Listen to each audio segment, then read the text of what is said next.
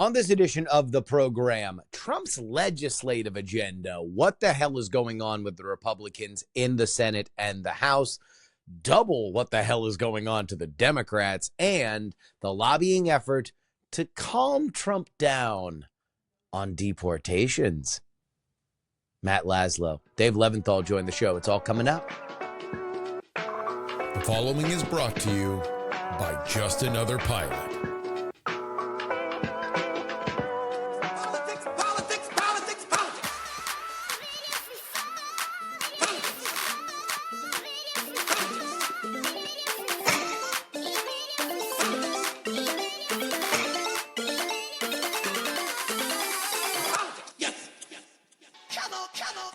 Hello and welcome everybody to the Politics program for February 14th, 2025.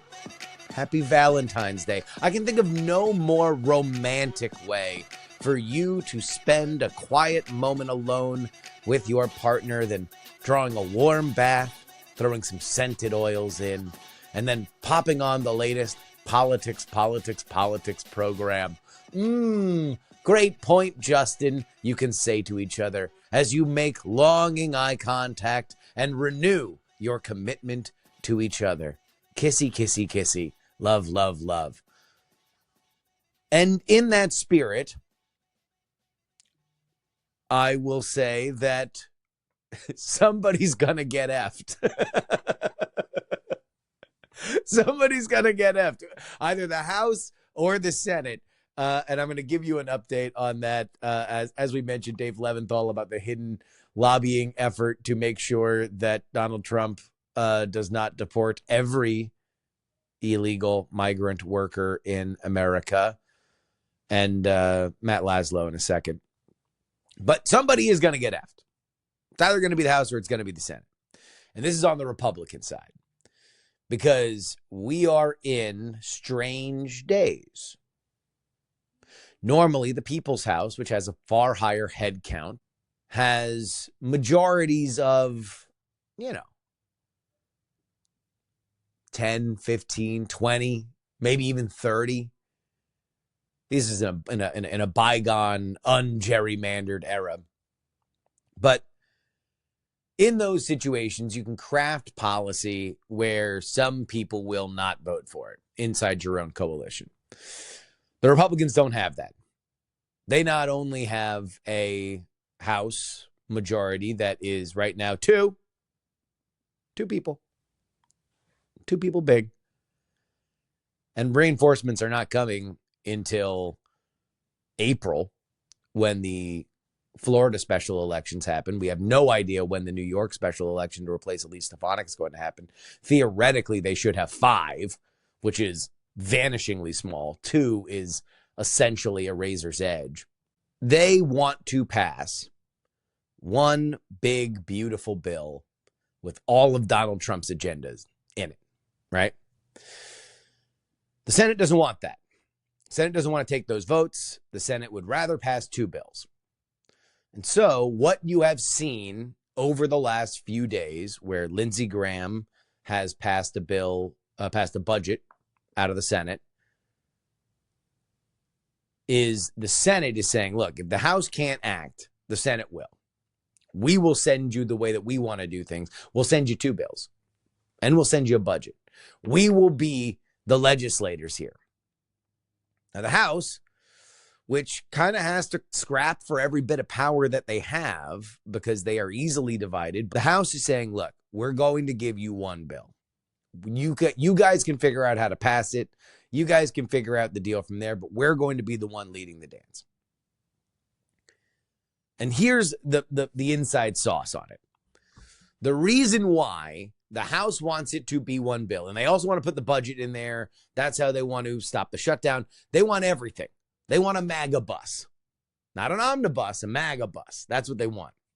Just one gigantic bill. Now, you have to understand, you got a lot of people in that conference that don't like gigantic bills that have a million different things. They want to vote on things one after another, after another, after another. Republicans can't do that right now. And here's the reason why. They need a lot of people to vote against what they have said they are going to vote for. And the only way that they believe that they can do that is if they have other things that they know they have to vote for in the same bill. So the danger from the Senate sending two bills to the House from the Republican perspective is that you're going to have one where a bunch of people will definitely vote for it. But then when the second one comes down, and that's probably going to be the tax cuts, that's the thing that Americans probably care about the most. They care about that. That's the kitchen table issue. You're not going to have the border stuff, which would be bill number one, to hedge against it. So you're going to have a bunch of budget hawks that are just going to say absolutely not, no. And the Republicans in control of all three branches, or the three things that matter, the House, the Senate, and the White House, will not be able to pass Trump's legislative agenda. That's the fear. So with the Senate making a lot of noise, there are some people inside the White House that are like, look, the House is a lost cause. Finally, the House released a budget yesterday. And I want to read for you guys right now what I've heard from inside the House. The number's bad. Campaign promises not kept. Member priorities not included. This is not good. Things are bleak. They add, we need a speaker with big balls. In fact, I will take Elon's big balls over Mike Johnson any day of the week. Which brings us to this. Mike Johnson is the Hudsucker Proxy Speaker. If you've never seen that movie, Tim Robbins is just a dude in the mailroom. The CEO of a massive company dies. The scheming board says, look, we just need a patsy so this company goes down in flames, and then they can have their evil plan snap into place. And so they literally pick a rube from the mailroom, make him the CEO, and as the movie plays out, it turns out that he is a great CEO and everything's awesome. And Mike Johnson would desperately love for him to be the Hudsucker Proxy character. He'd love to be Tim Robbins, for kids. But the speakership, especially in a situation like this, is an untenable position. It is not something that is easy to do. You got two people that you can afford to lose, and one of them is already Thomas Massie. So you have one person that you can afford to lose. And Speaker Johnson got that job in the wake of them kicking out Kevin McCarthy because literally nobody else on the House Republican side had less than 4 enemies. That's how that got selected. That's how he got selected. He was just pretty well liked. Nobody really had like major beef with Mike Johnson, and now all of a sudden he's at the center of everything. So their budget committee seems to have pissed off a bunch of members. That's not necessarily the end of the world because, again, nobody was going to get out of this happy. But it doesn't look like they have the votes on this, and so they might have to go to 2 bills. And if they do go to 2 bills, then that means, well, the tax cuts might not get done, or they might take a really, really, really long time. And that is a problem because kitchen table issues. I mean, like, I'll put it this way. If next year the Trump tax cuts are not in place, it is a massive failure for the Trump administration. The number one priority that people voted for Donald Trump on was to get a hold on inflation. Kitchen table issues. How much money do you have in your pocketbook? The taxes going up would be disastrous. Disastrous. And the issue here is that there's no legislative North Star. Paul Ryan ain't walking through that door. Like, Paul Ryan was someone that wanted to get in the weeds and wanted to figure out all the decimal points. He was a legislative guy. He was a wonky guy. Right now, there's nobody like that in the House, and there's certainly nobody like that in the White House. Donald Trump's guidance is fix it. Go. Do it. Bring it to me. I'll sign it. And that's where we land. Now, the one big question that I've had throughout all this, especially considering all the noise that has been made by Doge, does the idea of those savings, does that factor in for any of the budget talks? And that is one of the questions that we ask our friend, Matt Laszlo, a congressional reporter, right now. Joining us back on the program, the one, the only, Matt Laszlo, congressional reporter. How you doing, buddy? I got my pulse. That's half the battle. Trump's Washington. You know, it's funny, on Wednesday's episode, we asked Kirk Beto of National Journal just kind of what the vibes are, because there is what's happening in politics, there's what's happening across the nation, there's what's happening in the economy, but a lot of what's happening in terms of the federal government shakeup that is happening and the uncertainty there is very acutely felt in D.C. because it's a company town. Everybody on some level, has some kind of connection to the government itself. How would you describe the vibes of D.C. right now? See, you just said it so properly. It's not vibe, it's vibes. And so if you go and hang out with Republicans, they're still popping bubbly, jailing people. Like, oh, they're just getting rowdy. But then you talk to Democrats, they're somber. They still don't even know what funeral ceremony they're at. Progressives are a little, excited because they're like, oh, look at all this crap. Like, this is terrible. So they're getting a little excited, but they're also like, oh, wait, we're powerless. And so, my dog's happy because it's snowing. Yeah. So there's a lot of different moods in D.C. Let's start with the Democrats because, Tim Ryan, former congressman who has been, making a cottage industry, being outside of the Democratic Party, critiquing the power structure and saying that it's not reforming in the way that he would have preferred. Oh, did he officially leave the Democratic Party? I don't know if he's left. But he's always been that Ohio critic of it. Yeah. Yeah, so he said on social media this week that, the protests that are being done daily by the Democrats against the Doge stuff is Saturday Night Live worthy parody of politicians. It has certainly been a tremendously reliable factory of memes that have been passed around gleefully by the conservatives, as I think the one yesterday, as I'm recording this on Wednesday, was an elected official saying that we have to F Donald Trump, not like F him up or that he needs to get the F out, but just to F him, which is questionable, interesting.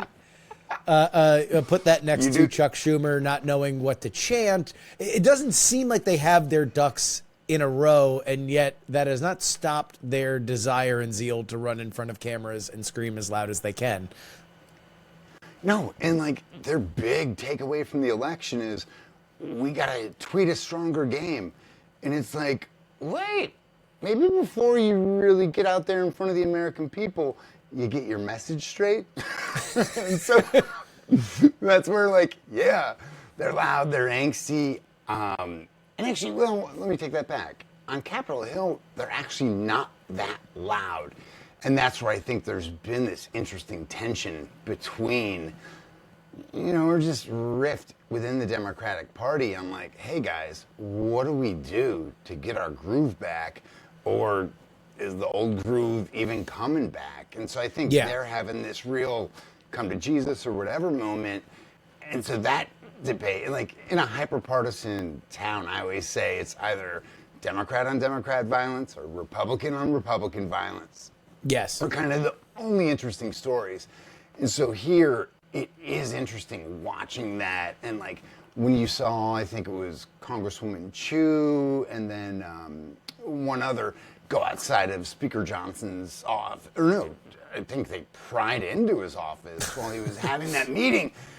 The rest of the party was like, we don't want to do that. And so that's where you're kind of seeing some of that embarrassment, but we're still not seeing them coalescing around, one way to move, etc. And it was interesting last week, they stayed up all night, and because, on principle, Ross Vogt, I guess is how you pronounce his name, but I didn't know how to pronounce his name until that night, because as I was trying to go to bed at 2, 3 a.m., Democrats stayed up all night just giving these speeches against him, and it's like, okay, I get that he's the author of this big part of, Project 2025 that's now being implemented, but that didn't stick it during the 3-year, 4-year-long election.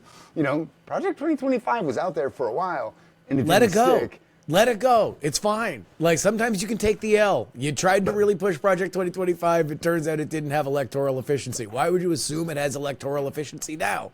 But literally, I'm like, so I teach comms at Hopkins and some other schools, and I'm like, what if you guys don't lead with the name and actually just talk about the people impacted? Yeah. Because politics is people. Yeah. Or it's supposed to be. It was. So the thing that I'm looking for, and you certainly talk to a lot of the voices that are going to make the decision here, that I would see in terms of Democrats getting into a full we need to do something, capital S something mood, would be trying to put their names on a shutdown, because they would be able to say, we did a thing, we stopped the Trump government, please reward us, constituents, look, we did something.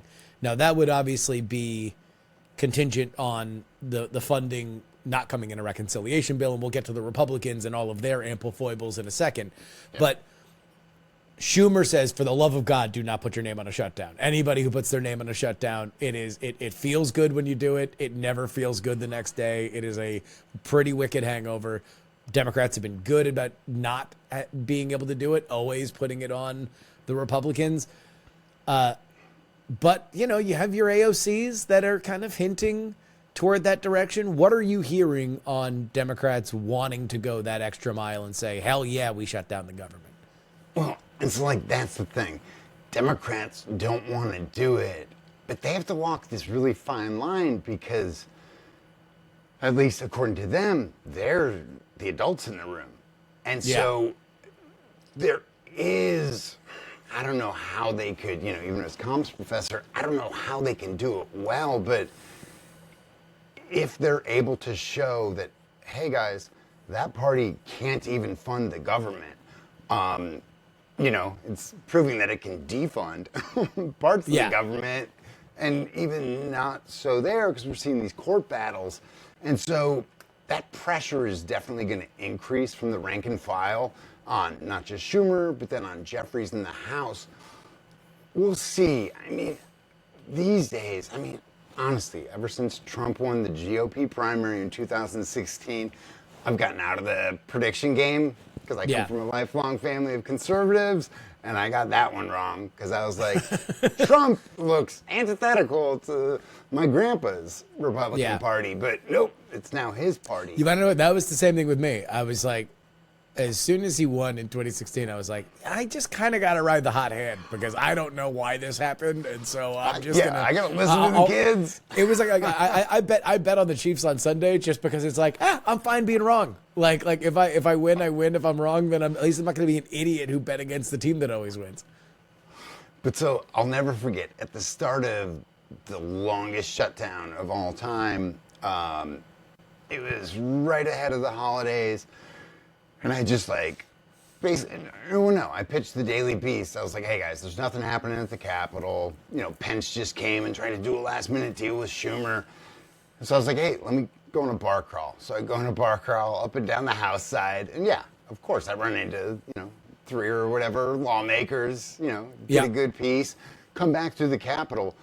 And one of the attendants who I know, he grabs me and he goes, hey, give me your bag, because you're not allowed to have bags in the speaker's lobby. He goes, give me your bag, go in there. And it was just Mark Meadows sitting alone by the fireplace. everyone else is leaving town. I think Christmas Eve was like the next day or 2 days away. So like some of the lawmakers I met at bars, they had bags in their hands. Yep. And Meadows just looked, he was just so depressed. And it was kind of like he had this realization like, oh, we caught the car. Yeah. Like, we got the car. And yeah, him and me and a handful of others spent our lonely holiday in D.C.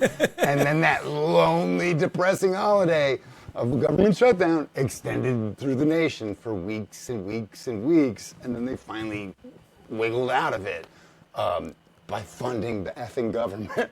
Yeah. So you don't think that at least Democratic leadership, such that it is, they obviously don't want to shut down, and right now the rank and file are not rowdy enough right now to say that, like, no, let's put our name on it. We've heard someone like, very plain vanilla Andy Kim, new senator from New Jersey. He dropped it, and like, that is something because, he's former State Department. Like, he's just a wonky, he's not a political bomb thrower like Schumer, et cetera. And so it's definitely on the table. It's out there. It's in the ether, but it is not like a rallying cry just yet. Yeah, when you hear Democrats, like some small amount, tossing it out there as like a possibility, it'll be interesting because honestly, what playbook do we have from history that really meets what we're going through today? And so none. And so that's where I could see that happening. But Democrats would just be like, no, it's not us, it's them. But we've seen Democrats just get quashed in the messaging machine, whether by X, Republicans aren't on blue sky. So like Democrats are winning on blue sky, but good. Congratulations. Your prize is in the mail for winning blue sky today.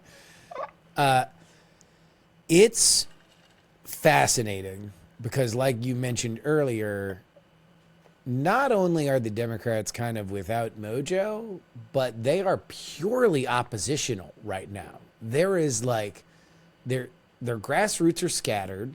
They've always, they've got internal stuff that they need to probably hash out in terms of what they want to do. But from decades ago. From decades ago, right? That is old tech debt. But if you want to succeed, you need to be for something. And right now there's really not, like, the fact that they've swung around on this administration's tail and had to take positions like, let's defend USAID, which has been like a bipartisan punching bag forever.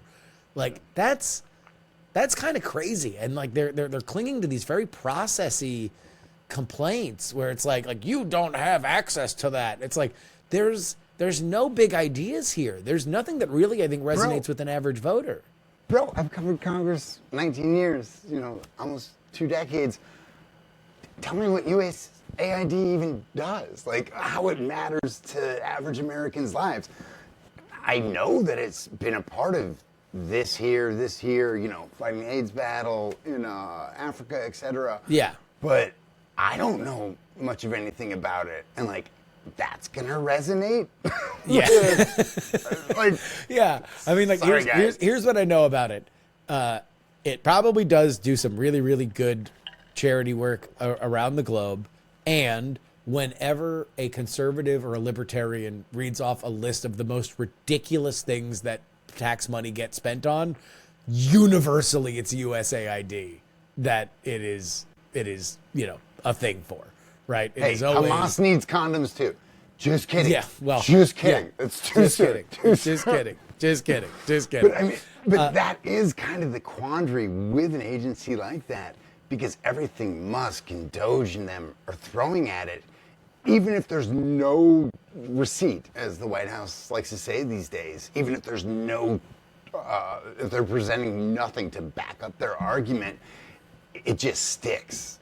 At least in their ecosystem. Media It's like, ecosystem. look, there's ProPublica articles from 10 years ago. Hardly a conservative outlet that's talking about the hundreds of millions of dollars that were wasted with USAID in Afghanistan.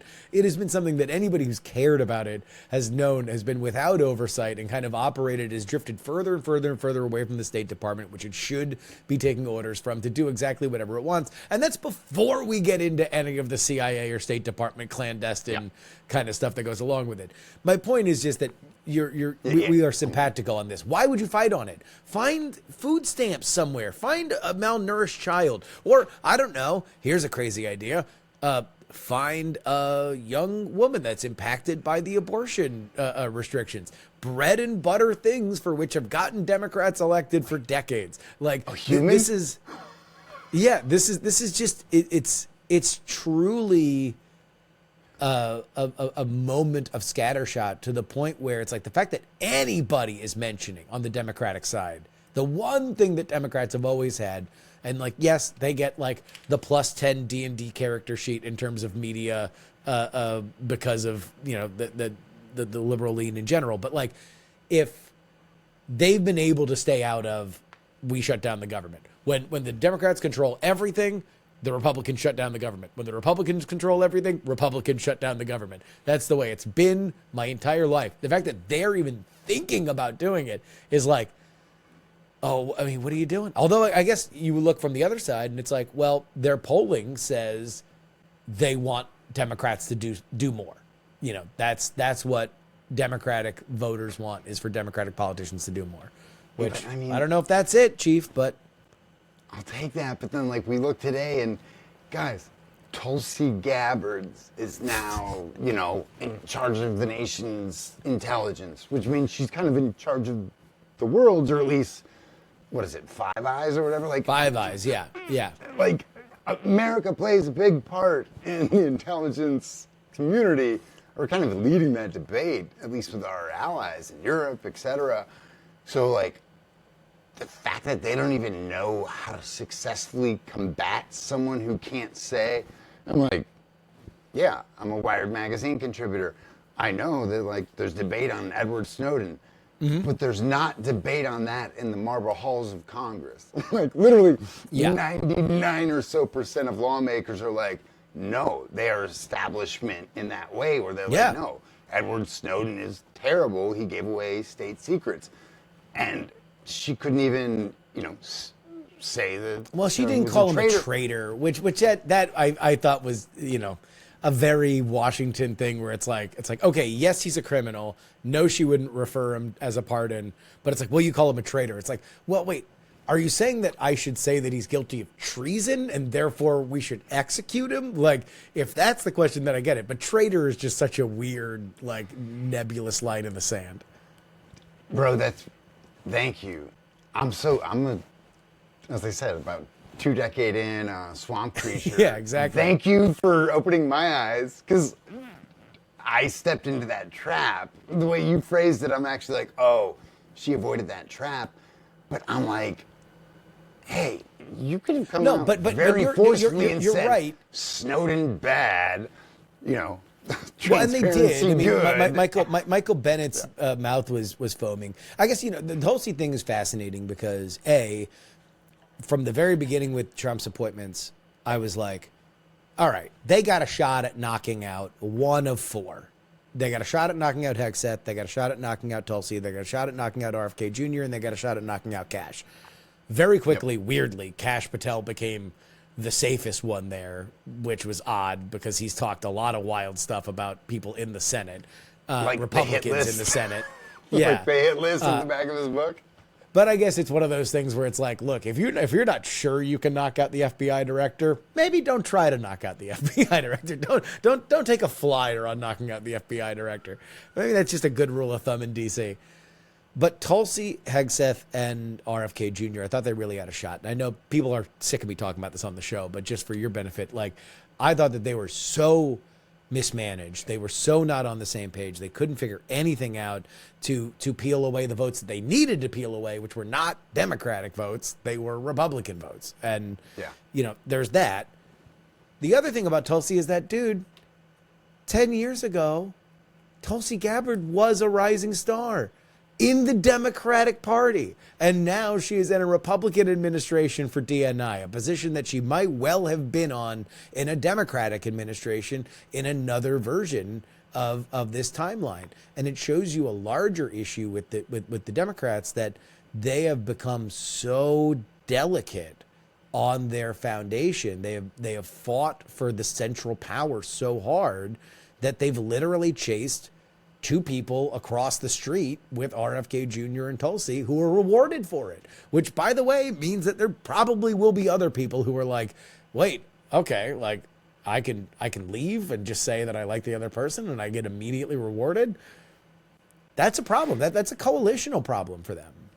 Dude, and you're seeing that. And even, like, I really fault us in the media, whatever the media is these days. The media, TM. Yeah, right? Like, RIP is what I say. But, like, the fact that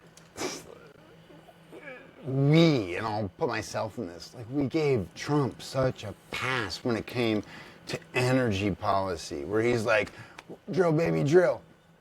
Bro, under Biden, America's the globe's leading energy producer. Like, how are you going to do more than that?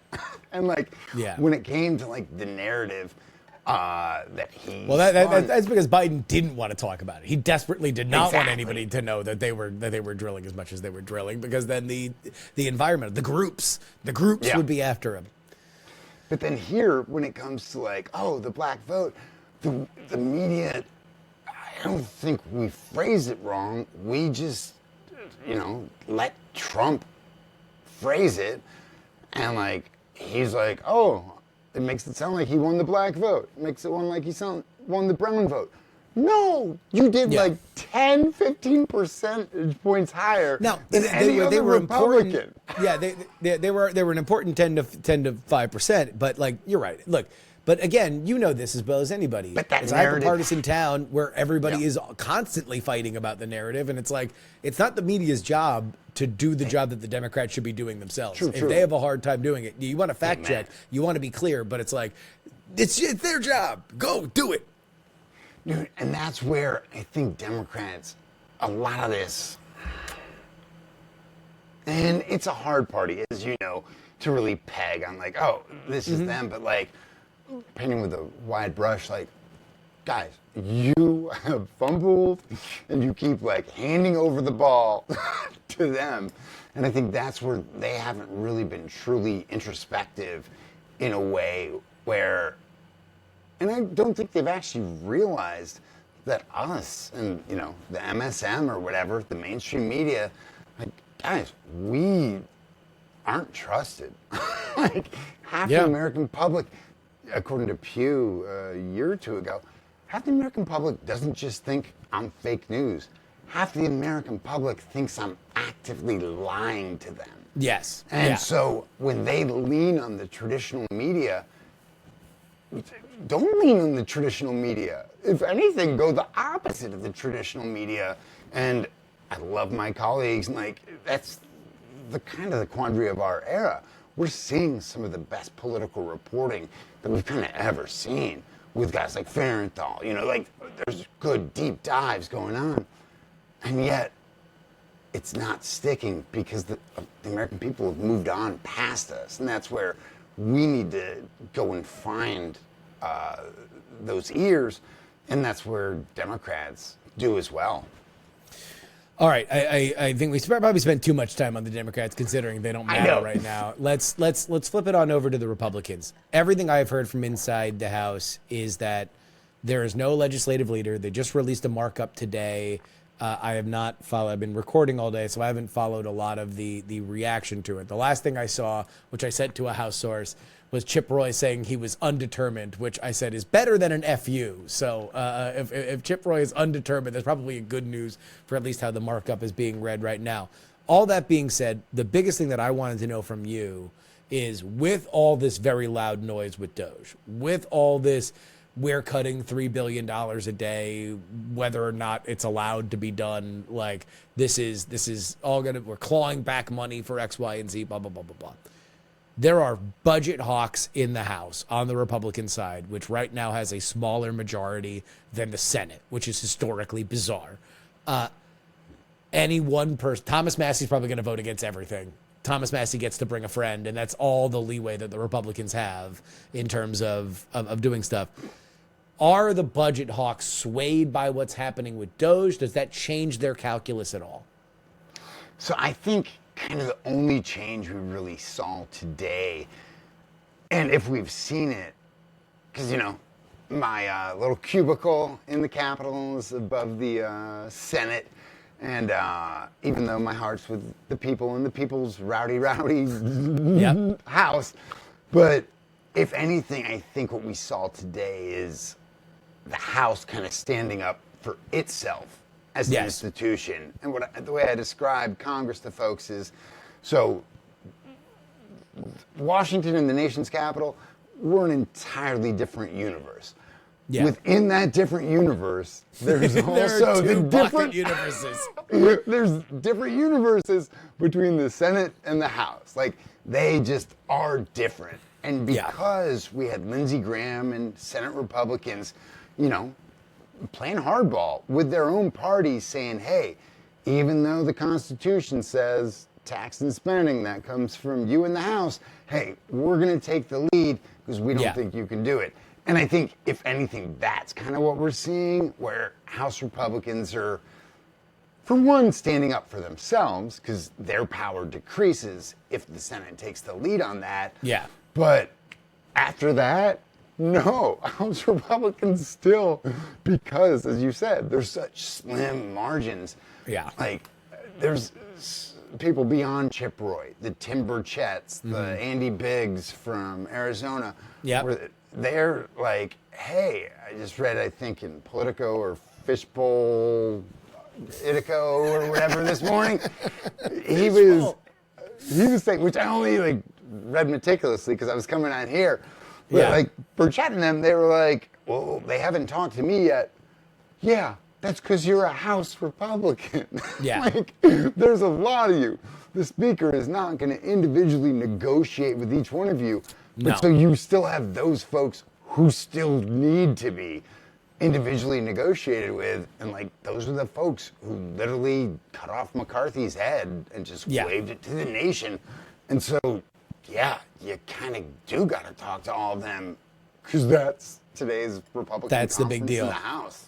I mean, here's the, I always like to try to walk things down the road and see okay, some of this stuff is brutal math. At a certain point, people are going to realize they don't have the power, they do have the power, and whether or not they want to defy the president, that's another thing. Thomas Massey doesn't give a hoot, and so he's going to vote. So, all right, you already got one. You're down to one. You're down to you can lose one because I soon miss you're libertarians like him. Yeah, you're going to lose Massey no matter what. The reality is for House Republicans, one of my favorite quotes that you hear all the time, and I'm sure you hear it, is that well, we don't want to get jammed. We don't want to get jammed, which is they don't want to get stuck with something that they have to vote for that they don't like. And it's cool. Well, either you can get jammed by the Speaker or you can get jammed by the Senate.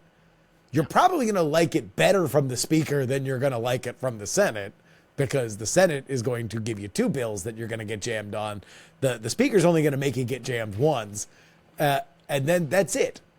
There's no other options. There's not a panoply of things that you can do, especially considering the funding runs out before the special elections happen in Florida. So they're going to have to go to war with this 2-vote majority if they want to, if they want to include the budget reconciliation or the budget into the reconciliation package. So, we will see, but there's going to have to be. I always said nothing's going to happen until that building is on fire for anybody to actually put their cards down and say fine, we'll do it.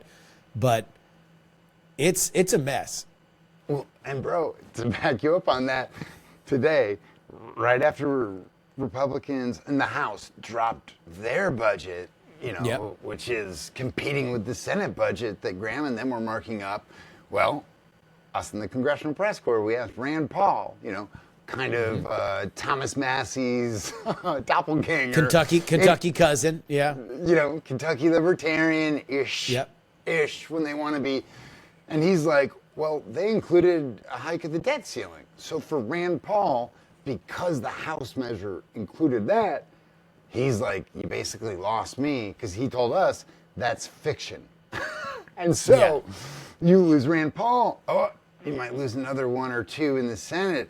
And that's where I think Democrats, if anything, they're kind of like last hope in this first part of the administration, which may be the most pivotal part, because just to remind folks, under reconciliation rules, you can only, that's where they don't need the filibuster in the Senate. That's where, you know, they can slide through huge sweeping things. Isn't that how they got Obamacare through? Yeah. As long as it is about the budget, you can do it, which then the Senate parliamentarian comes in and does their bird bath. And so, like, right there, once the math goes, maybe House Republicans have a chance, you lose a Senate Republican and maybe a couple more. And so they have a very hard job, and maybe at some point they'll kind of come to the middle, and we have that whole thing called compromise. Well, we're gonna see things get real fast, because obviously we talked about the Democratic side of the shutdown, which would really be saving the Republicans if the Democrats decided that they wanted to own it. The other side of it is that, you know, the House Republicans got to be looking at the Senate Republicans and saying, like, man, you guys got the easy job. You guys got a 3-vote lead. Like, we only got a 2-vote lead. So like it's easy for you to say, we'll lose a Rand Paul. That's fine. I don't know. I mean, this is going to be interesting, because some of the other priorities for Trump, like you got Tom Homan up on Capitol Hill stumping for money, like expelling migrants that's a signature of Trump. Tom Homan's out there. Look, Dr. Phil ride-alongs aren't free. You know, they need cash to do it. And he was out there hat in hand saying, we need cash right now. So at a certain point, there's gonna have to be a come to Jesus moment with these Republicans, because they've always been the weakest link, but the chain's looking to snap unless they get moving. And like, let's not let this not be lost on anyone. I have to keep reminding myself, even though Republicans in the Senate, you know, and even though Doge is like focused on savings, Republicans in the Senate, they're offering, I believe it's $175 billion for the border, because emergency, they need that money down there. Yep. But they also want to plus up Pentagon spending by $150 billion. I'm like, Doge, the easiest spot to find money is probably the Pentagon, because they haven't ever been able to pass an audit. Ever. Like, that's the low-hanging fruit. Yeah. Because when it comes to, like, you know, the whole rest of the budget, whether it's Department of Education, blah, blah, blah, you know, school lunches, like everything else, roads and bridges, that part of the budget's about equal with what we give our Pentagon annually. And our Pentagon just allows American airspace to be invaded by balloons from China. Like, I think there's some extra money in the Pentagon budget, but they need $150 billion extra? Yeah. Well, I mean, that'll God be... bless America. Look, I know that Doge has been a controversial thing, but right now they're on easy wish them mode. luck. If they are just shredding USAID, that's easy mode. Like, Amen. Hard mode is when they go through Social Security. Hard mode is when they go to the Pentagon. Like, that's when you're going to start seeing some real stuff come out of the woodwork, because that money gets guarded. That money is very, very, very closely kept to the vest. Unless we take over Greenland, because then we got that new cash flow coming in. Exactly. Tap that Greenland. Matt, thank you so much for joining us. Where can people find you? Still on the tweets and also on the blue skies, just at Matt Laszlo. And then I also play around on Substack under Ask a Poll. Yes. Ask a Politician. And that, by the way, for folks who are not familiar with it, that is, you want to ask a politician a question? There is a fearless man on Capitol Hill named Matt that will put a road mic in a dude or lady's face and ask them the question that you want. That is for real. He is like, people are like, oh man, this is so great that I get to fund like my version of the media with me. No, I'm a guy that gives you my opinions. Matt's actually in there. Matt will actually ask your question directly. So head on over there. I think it's a phenomenal service that deserves more attention. And actually, because I think the media is so limpless these days, as we were talking about earlier, I get more empowered when the question comes from you. Like literally, if I go up to Rand Paul and I'm like, hey, this Kentuckian, your constituent, has this question. This question. Rand is going to talk to his constituent. He's going to roll his eyes and like run past me. Like there's power in you all. Exactly. Matt, thank you so much for joining us. Thanks for having me, man. This is fun.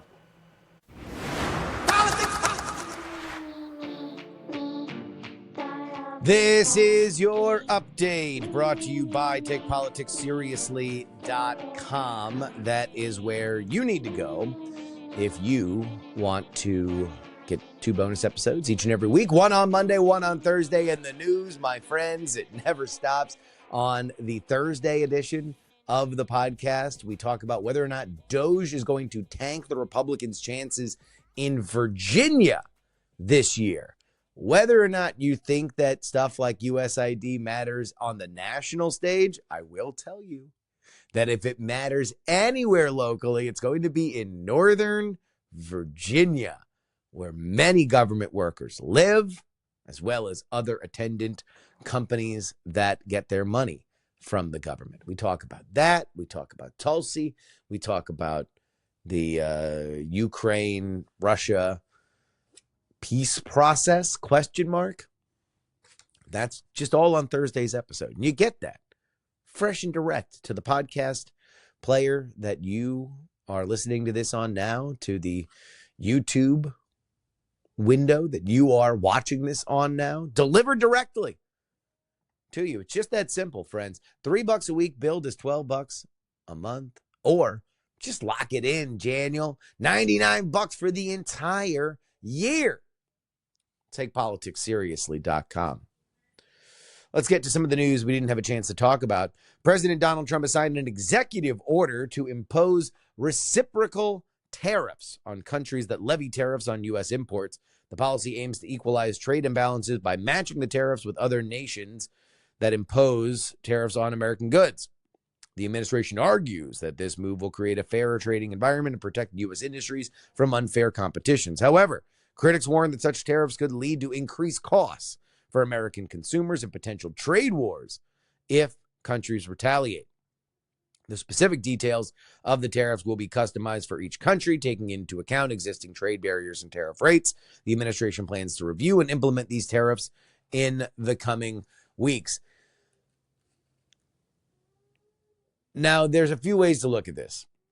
If you believe that Donald Trump is dead wrong on tariffs, and this is just an unpassed tax that is going to go on the American consumer, then obviously this is horrifying, and this will be the cell phone of all time.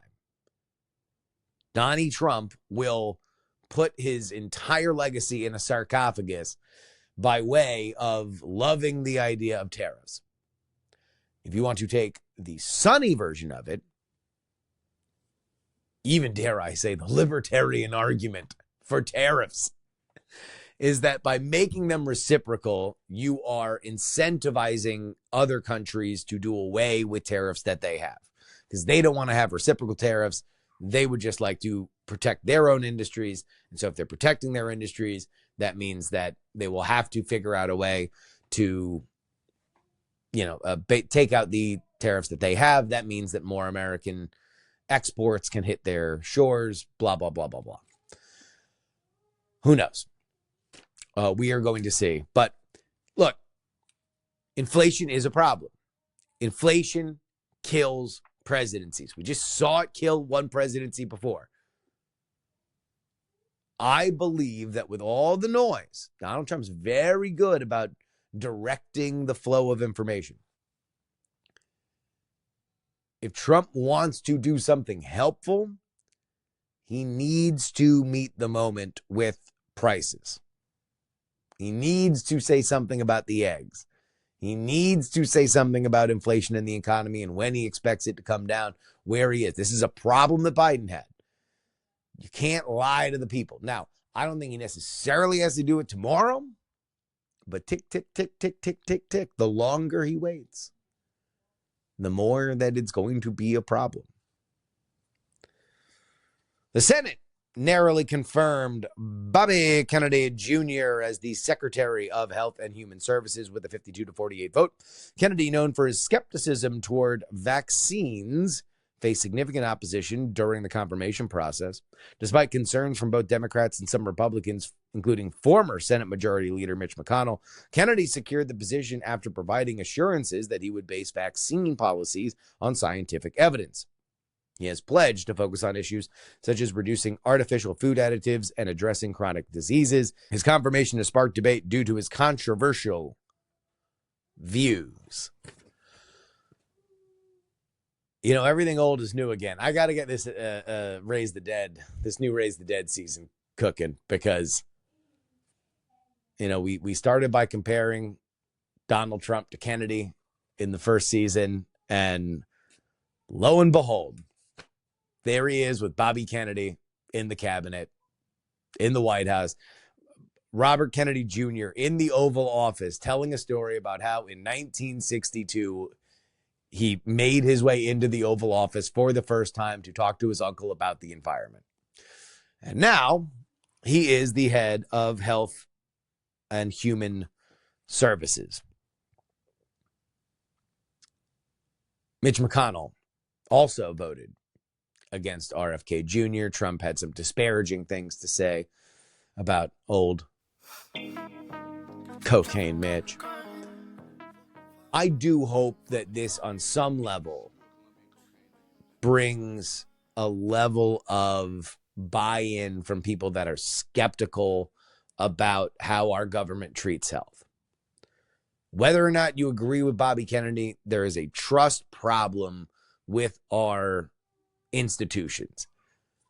So I believe that putting somebody that is very much of that skeptical quadrant into the government is a way for which you could bring people back into the fold. Whether or not they'll go there, who knows? Maybe they're just conspiratorially minded forever, but I would hope that that's the case. But yeah, Bobby Kennedy back in the cabinet for the first time since the early 60s. And finally, a little international news to wrap us up. Hamas will be releasing hostages this Saturday, announcing its intention on Thursday as part of the ongoing ceasefire agreement with Israel. The decision comes after a period of heightened tension in which Hamas accused Israel of violating the truce and threatened to delay hostage release.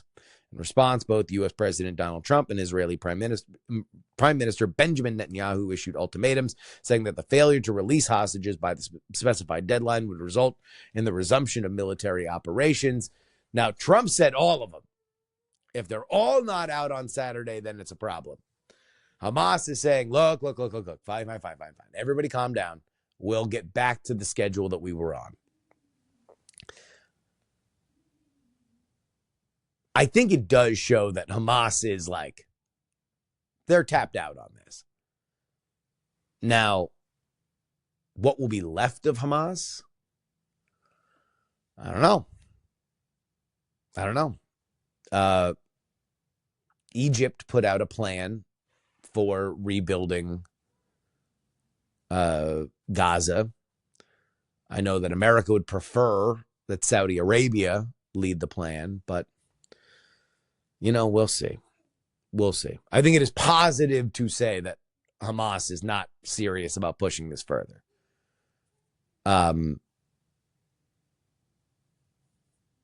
because it's about time that the hostages came home. That's your update.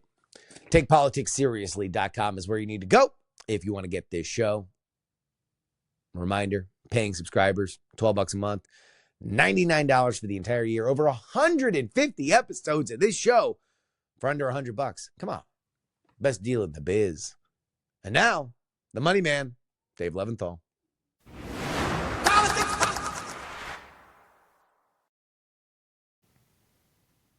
Joining us back on the program, one of our favorites, the one, the only, the money man, Dave Levinthal. And in the age of Trump 47, as it turns out, while many things are different, many things are fast, many things are changing, some things never really change, and that includes lobbyists spending a lot of money to ask for what they want. That is at the center of a story that you have written for Business Insider. Welcome back to the show.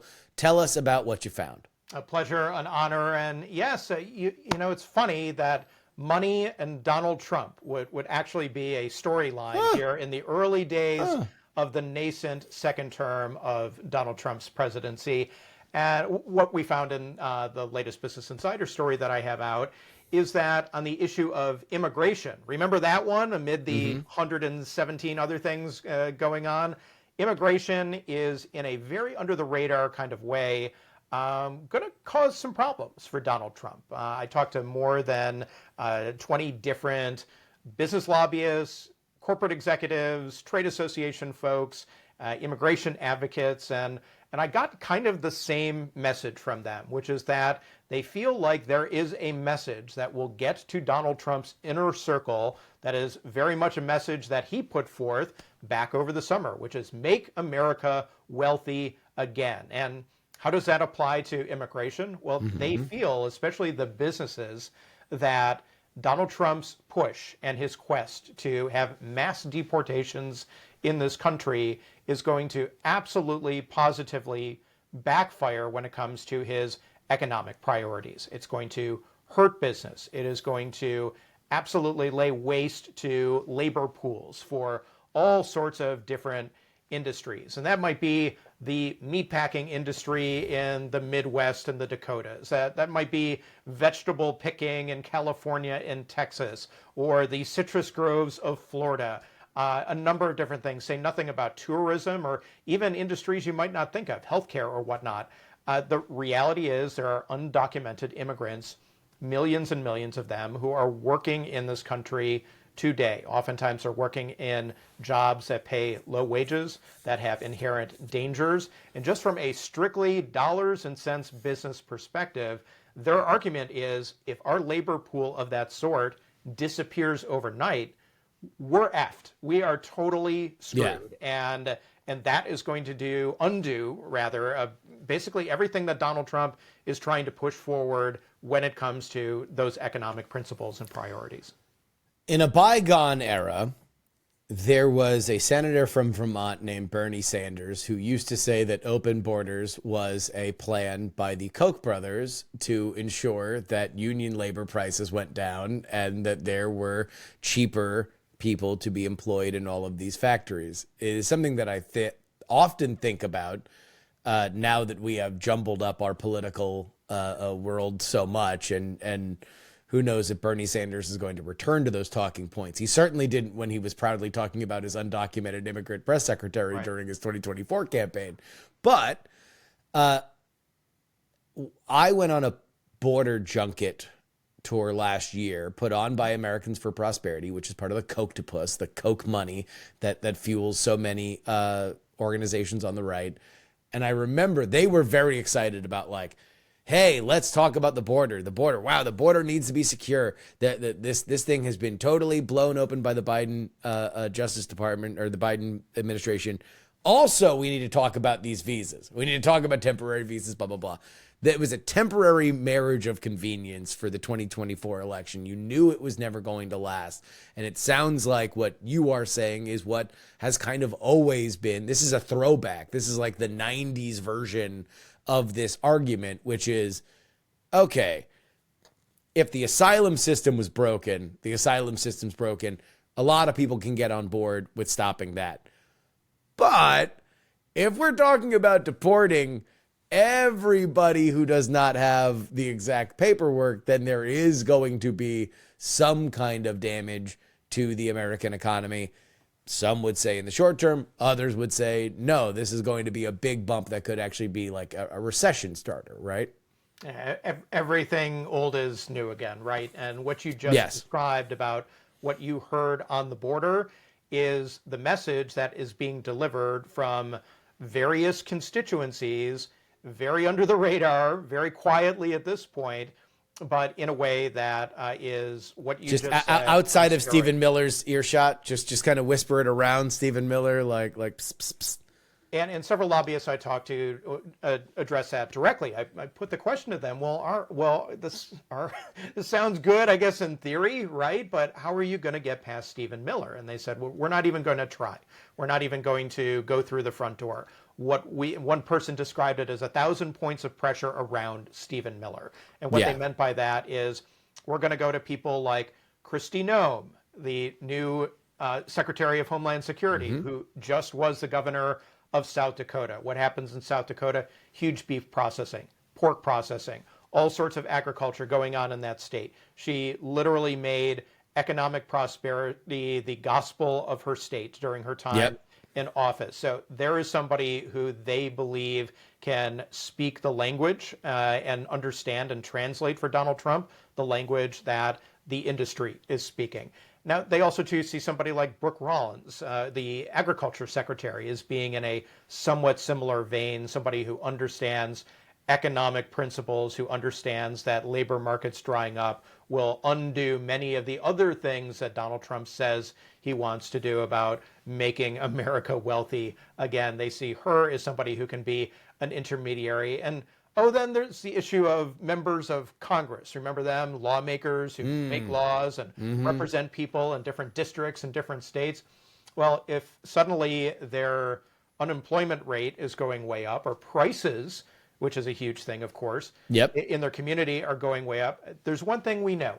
It's that people care about the price of gasoline when they fill up their tank. We know that people care about the price of eggs when they go to the grocery store. And Currently are. a dozen and one other staples that can be very affected if a labor force or labor issues suddenly shake a market, right?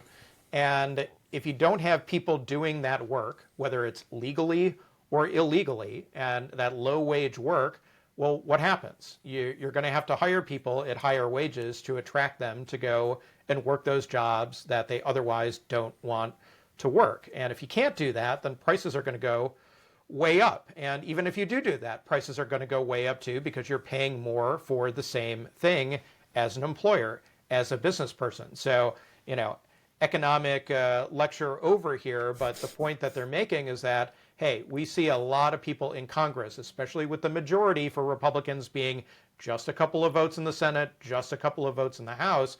They see there being economic-minded, jobs-minded, business-minded members of Congress on the Republican side who will freak out, will get apoplectic, and will be willing to go against Donald Trump on issues of immigration because they feel it's so important that Donald Trump get the message when it comes to economics and money. So where is the line in the sand here? Because it seems like right now we are probably at the end of the consensus goodwill with Tom Homan marching around the country with various different media figures in tow, exporting Tren de Aragua members to various points around the globe. But what I'm hearing from you is that the powers that be wanted to stop at the beef processing plant in Cedar City, Iowa, right? Like they don't want all of a sudden to lose 3 weeks to a month to 3 months of production on that plant because all of a sudden half their workforce is gone. I talked to, for example, a recently departed U.S. Chamber of Commerce official. Back a few years ago, the Chamber of Commerce, which, mind you, here in Washington, D.C., sits right across from the White House. There's the Chamber of Commerce, there's a park, and then there's a White House. And there used to be these pro-immigration banners that hung from the U.S. Chamber of Commerce facing the Trump White House in the first term. And basically it had faces of all different shades and ethnicities and races. And it was basically saying, hey, this is the American dream. And it was very much about dreamers, people who should be here in this country. So they and others felt who were not here documented, but were brought to the United States by their parents who were immigrants. This is all to say that this what we used to call to in a bygone era a pathway to citizenship. Yes, that's exactly what it is. And this former chamber official said, look, businesses, they will support, in large part, any type of border security issue that is put forth. If it's about securing the border itself, that's great. They don't want drugs coming over either. They don't want counterfeit stuff coming across the border. That's going to hurt their business. They're fine with that. Also, too, they have no problem with Dr. Phil riding around Chicago in a police car or a ICE vehicle and getting criminals off the street. Okay, that's fine too. The worst of the worst, get them out. They're all for that as well. But that's exactly where the line is drawn for them. It's get rid of people who are undocumented and criminals.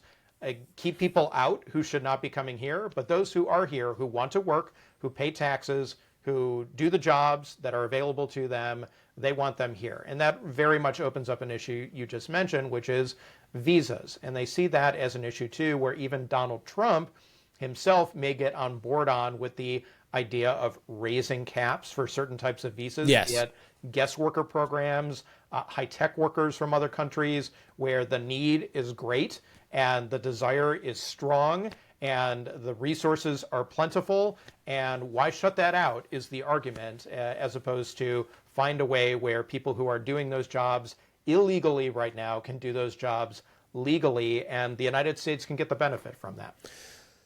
That was the pitch from Americans for Prosperity. Americans for Prosperity, was like, hey, look, there are these very specific visas for which, you have to advertise for 3 weeks to any American citizen that there is a job here. If any of them want the job, they get the job over anybody that would get one of these visas. But with that being said, especially for some of these remote processing plants and farms, the will for somebody from another country oftentimes trumps what would be, there. And then also those visas would be seasonal, which is the other element of it, is that it's like, okay, well, are we talking about people that are seasonal workers that are coming up for a certain period of time and then they are going back to where they came from and bringing the money? Or are we talking about citizens who are living in America? This is another thing from a bygone era, something called comprehensive immigration reform that oftentimes has short-circuited in this country.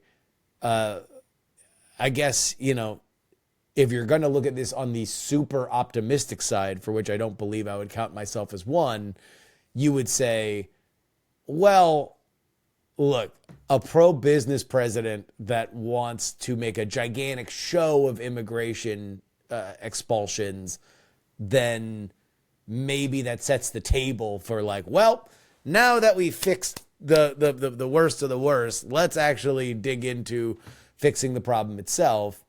I don't know if that's going to be in the cards in our current political climate, but I guess if you wanted to tell yourself a story, that'd be a very nice one. And some of the business people who I talked to and some of the lobbyists I spoke with made sort of a similar argument. They said, well, let Donald Trump have his photo ops. Let Donald Trump try to, in the first weeks and months of his presidency, make a splashy, hey, I'm getting rid of migrants who shouldn't be here type of thing. But that they feel in a way that Donald Trump may be their own advocate for this, that Donald Trump may be on their side, somebody who is malleable enough in his views and his thinking about these matters that he would flip. And one said, well, hey, let's just look at tariffs. Donald Trump is going to absolutely slap 25% tariffs on Mexico and Canada. He said there was nothing that could change his mind. And not 48 hours later, he changed his mind and he delayed them for 30 days. We're going to see what happens at the end of those 30 days. And then Trump comes back in and he slaps 25% tariffs on steel and aluminum, which does affect Canada and China and others, but maybe that's going to end too. The point of this is is that folks in the business community, by and large, believe that Donald Trump is somebody who, if he gets a good enough deal in front of him, then he ultimately is going to change his mind based on the information that he has staring him right in front of the face in the moment. He is that capricious, he is that willing to change, and he is willing to be convinced if ultimately he has pressure or information or knowledge that makes him think a different way than he did even a moment before. And their goal is visas. Their goal is to up these visa numbers. I guess like step one, please don't deport all my workers. The long-term goal is visas, but step yes, two, the visas. short-term goal is exactly that. And so they're playing both, immediate defense of do not deport our workforce, and then they're playing longer-term strategy games, which is there may actually be in a Trump administration a path in Congress or otherwise to have the labor pool grow or have the labor pool transferred from undocumented, illegal, call it what you will, to they have a right, these workers, to be here in the United States working. And that is the difference that they see.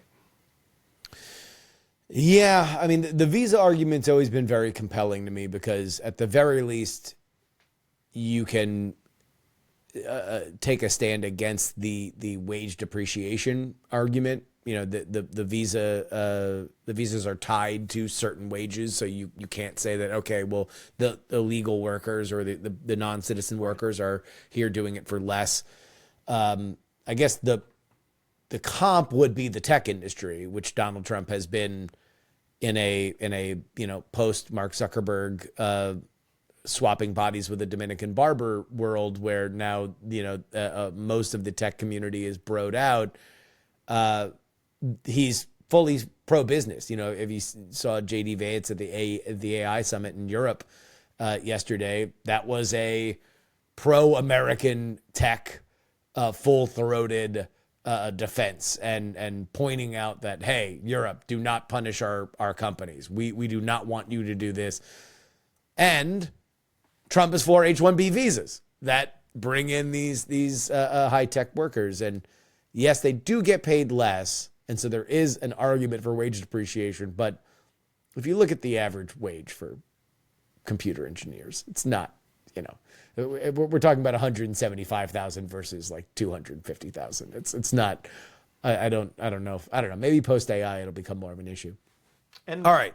So that's where it is right now. And the strategy is just keep it away from the ideologues, all of the true deport them all immigration believers. 100%. And to ultimately get around to Donald Trump through surrogates who are Trumpy, who are MAGA people, who have Trump's ear, who are Trump appointees, who are Trump supporters, who are Trump backers in every other way, shape, and form to ultimately get to Trump.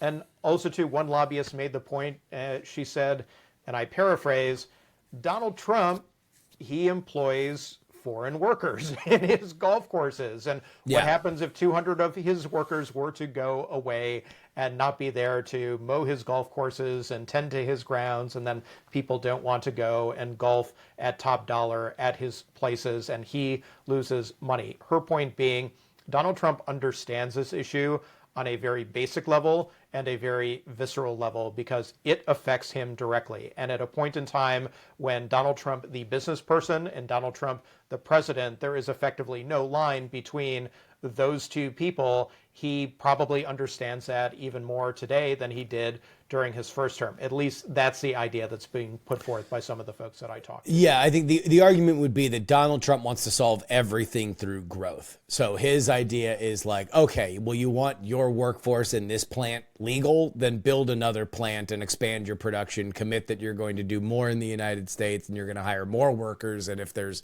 more jobs to be had than the ones that are being filled right now with people that were non-citizens will sting less. But whether or not any of that will happen and how it is possible and whether or not it involves just executive action by fiat or if we get into a Congress where currently, Dave, the Senate has a larger gap in a Republican majority than the House does, which is insane. Bonkers. One of the craziest things that, like, low key, one of the most like actual like historically bizarre things that is happening in American government right now is that that remains to be seen. You were working on something else. You have a new project with a short form audio. Tell everybody about that. Yeah, it's called Center Clip. It's podcasts under 5 minutes, so I do about 1 or 2 a week. And we tackled very recently the issue of Donald Trump and naming things or renaming things. Yes.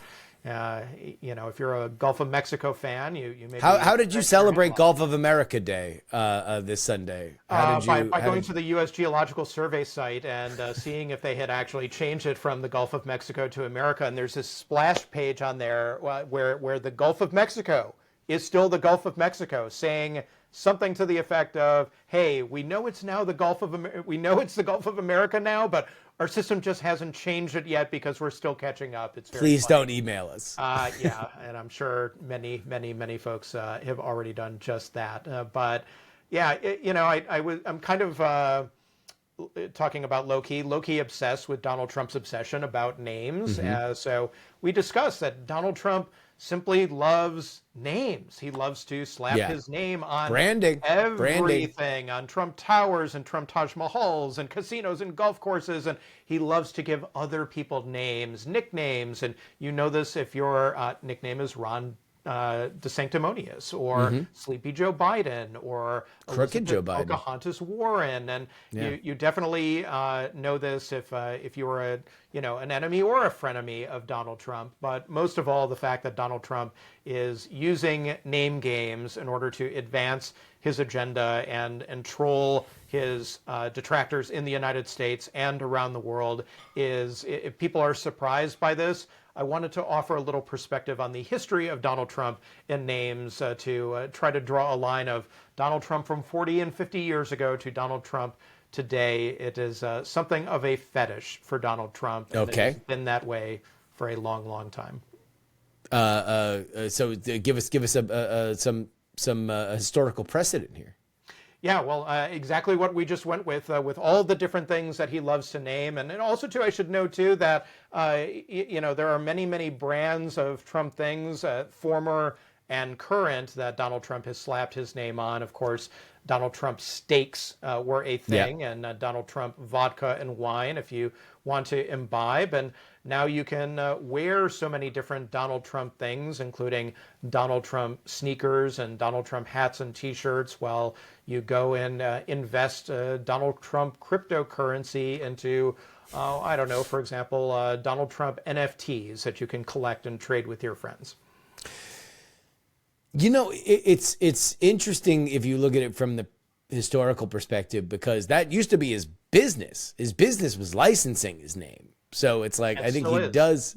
Yeah, I guess, still is. Yeah. But I mean, it's like part of the reason why he was this omnipresent media figure was not, I mean, he certainly does have a great, deep desire to be loved, and everybody can, pour through their Jungian archetypes to find exactly where the, makeup of the 47th president is. But he was there. There was a function to it.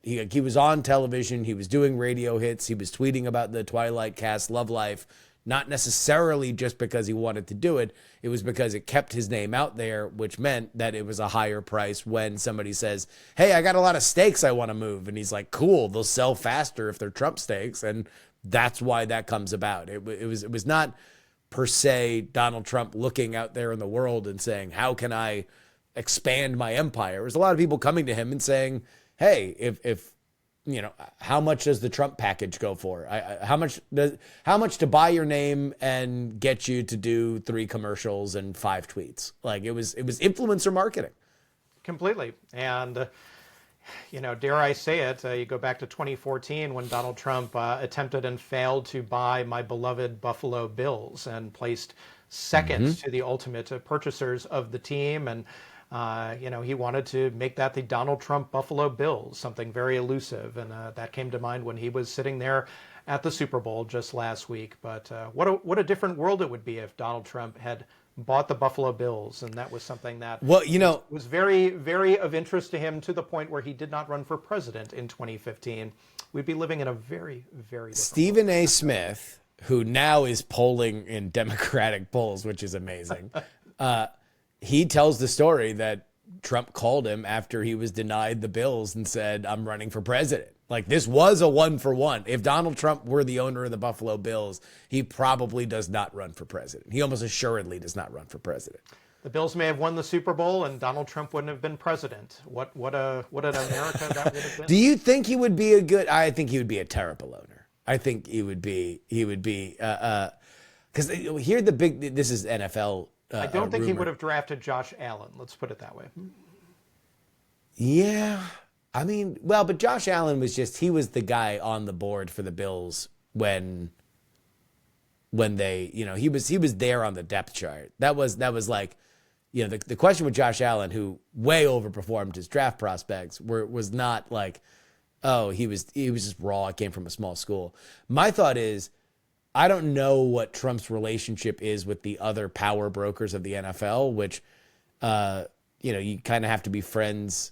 The rumor is there's like the old guard, and then there's Jerry Jones. And that's pretty much, you have to kind of find yourself amongst that. He doesn't seem like the kind of person that would be, yucking it up with sort of the Rooneys and the Maras and the old NFL royalty. Seems more the Jerry Jones. But then again, you can't have two Jerry Joneses. And Donald Trump is very much a Jerry Jones. No, you can't. Very, very interesting to try to play this out in your mind. All the various scenarios. Yeah. But do you want to do any rending of garments for this Buffalo Bills season? Although at least Josh Allen got the MVP. Does that make you happy? Hey, look, watch the video. I think it was WKBW, the local Buffalo television station, that interviewed the guy Slick Rick, who Josh Allen shouted out, the mailroom guy for the Buffalo Bills. And if you need something to be uplifting today, if you need to be inspired, if you feel that we're living in a time of doom and gloom, watch the 2 minutes where Slick Rick gets interviewed. It's the best thing you're going to see all week. Yeah, that's a great dodge. You denied us your pain of man. Too much pain for Bills Mafia right now. Just too much pain. But hope springs eternal. And the good news is this was supposed to be the down year, right? Like this was the rebuilding year where you had to dig yourself out of some cap stuff and everything. And so now they should be able to reload talent-wise going forward. I think they solved some problems. I would agree wholesheartedly. So we're going to be okay. We were rooting. This household was very much rooting for the Bills. On behalf of all as of we Buffalo, always do. I thank you as and we anyone always else do. who was in a similar situation. All right. One last thing that we want to make sure everybody gets on immediately. Dave, you are writing all over the place. You have your byline with Business Insider, Politico, Rolling Stone, and a host of others. You're doing a great and amazing work.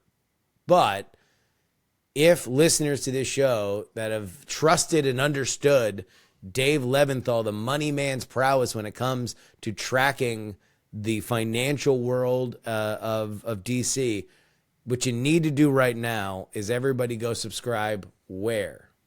I am on Substack now, and that is daveleventhal.substack.com. And so right now, this is pretty much just a reminder of pieces that you are writing all over the web, and then you are sharing your Center Clip podcasts on there. But right now, this is a repository of all the work that you are doing all over the web. I am calling on you, the PX3 faithful, anybody that already has a Substack account, and I know thousands of you do for this show. Make sure you go over there and sign up, because whether it is just reading, knowing when Dave has written something, or if he does independent stuff on that platform, eventually it will always be good, because Dave's writing is always top notch. So go ahead over there right now, daveleventhal.substack.com. We got to work on getting you a vanity URL. That's the next. That's the next I'll step. do my best, but you are very kind, and I would note too that I love connecting with readers, love connecting with listeners. So if anyone has questions that they would like answered, please, I invite you to message me there, and I will do my maybe darndest. Q&As. Q&As would be a great thing for the That could be Substack. some great stuff. Yeah. The sky's the limit. All right. Well, everybody go ahead and support the old boy there. Thank you very much, Dave. Always a pleasure. Go Bills.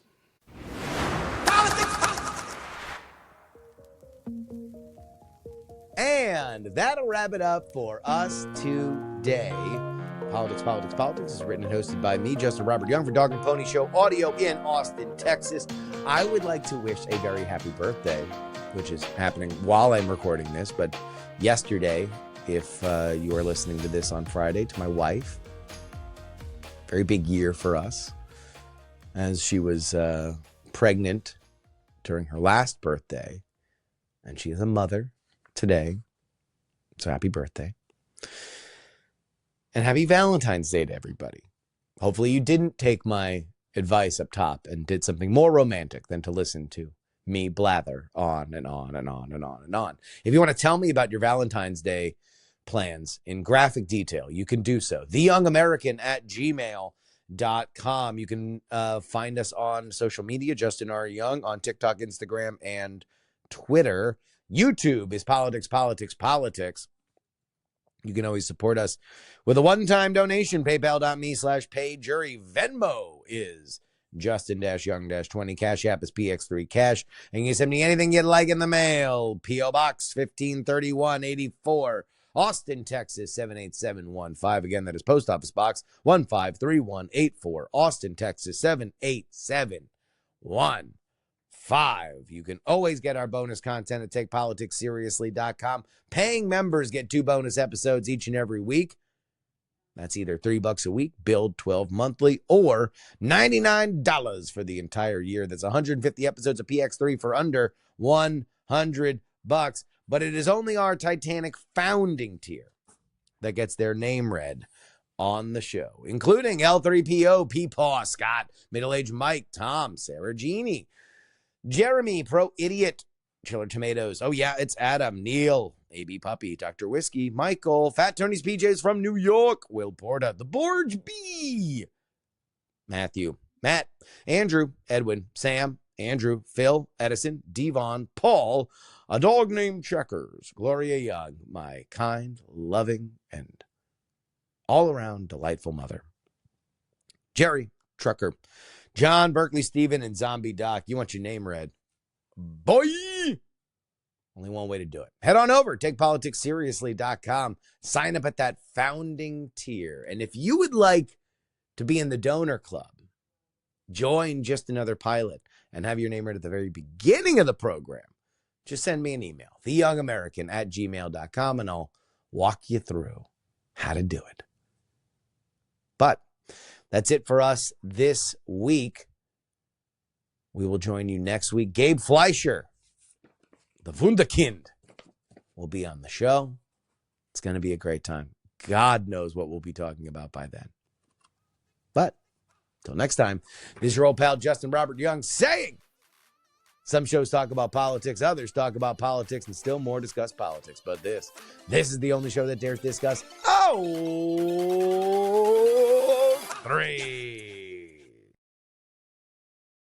Diamond Club hopes you have enjoyed this program.